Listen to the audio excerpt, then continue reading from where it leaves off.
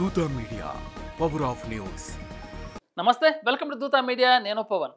AP Congress అధ్యక్షురాలు YS Sharmila మరోసారి తన అన్న మాజీ ముఖ్యమంత్రి వైఎస్ జగన్మోహన్ రెడ్డిపై తీవ్ర విమర్శలు గుప్పించారు. తన చిన్నాన్న మాజీ మంత్రి వైఎస్ వివేకానంద రెడ్డి హత్య కేసులో ఇంతకాలం తర్వాత కూడా న్యాయం జరగకపోవడంపై ప్రశ్నలు లేవనెత్తారు. ఈ కేసులో వివేకా కుమార్తె సునీత చేస్తున్న పోరాటంలో న్యాయం ఉందని చెప్పిన షర్మిల, సిబిఐ నిజంగా స్వతంత్రంగా పనిచేస్తే నిజమైన దోషులు శిక్షించబడి ఉండేవారని వ్యాఖ్యానించారు.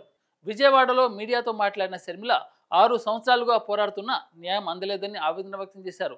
వివేక హత్యను మరోసారి దర్యాప్తు చేయకపోవడాన్ని తప్పుపట్టారు. ఈ కేసులో నిందితుడిగా ఉన్న కడప ఎంపీ అవినాష్ రెడ్డిని కాపాడేందుకే జగన్ అడ్డుపడుతున్నారని ఆరోపించారు. హత్య జరిగిన సమయంలో అవినాష్ రెడ్డి అక్కడే ఉన్నాడని గూగుల్ మ్యాప్ లొకేషన్లు సాక్ష్యం చెబుతున్నాయని గుర్తు చేశారు. షర్మిల మాట్లాడుతూ, జగన్ ప్రధాని మోదీకి దత్తపుత్రుడిలా మారాడని, ఆయన కోసం సిబిఐ గొంతు నొక్కబడుతుందని ఆరోపించారు. నిందితుడు అవినాష్ రెడ్డిని కాపాడేందుకు సిబిఐ సహకరిస్తుందని, అన్ని ఆధారాలు ఉన్నప్పటికీ కేసు సరైన దిశగా వెళ్లడం లేదని మండిపడ్డారు. ఈ కేసుపై షర్మిల వ్యాఖ్యలతో మరోసారి చర్చ మొదలైంది. రాష్ట్ర ప్రభుత్వం కూడా ఈ హత్యపై సీరియస్ గా వ్యవహరిస్తుందని చెబుతున్నారు. కడప జైలులో అప్రూవర్ దస్తగిరిని బెదిరించిన కేసుపై ప్రభుత్వం ఇటీవల విచారణకు ఆదేశించింది.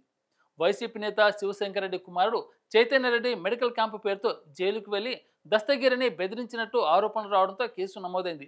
దానిపై నిజ నిజాలు బయటకు తీయాలని ప్రభుత్వం ప్రయత్నిస్తుంది. ఇక గత ప్రభుత్వ కాలంలో సాక్షులను బెదిరించారనే ఆరోపణలతో వైఎస్ సునీత దంపతులు, సిబిఐ ఎస్పీ రామ్సింగ్ పై కేసులు నమోదయ్యాయి. వాటిని ఇటీవల సుప్రీంకోర్టు కొట్టివేసింది. అదే సమయంలో వివేక హత్య కేసును త్వరగా తెలుస్తామని కోర్టు స్పష్టం చేసింది. ఈ నేపథ్యంలో షర్మిల మళ్ళీ బహిరంగంగా మాట్లాడి, చిన్నాన్న హత్యలో న్యాయం జరగకపోవడంపై ఆవేదన వ్యక్తం చేయడం, అలాగే తన సొంత అన్నపైనే నిప్పులు చెరిగి మాట్లాడడం ఇప్పుడు రాష్ట్ర రాజకీయాల్లో చర్చనీయాంశంగా మారింది.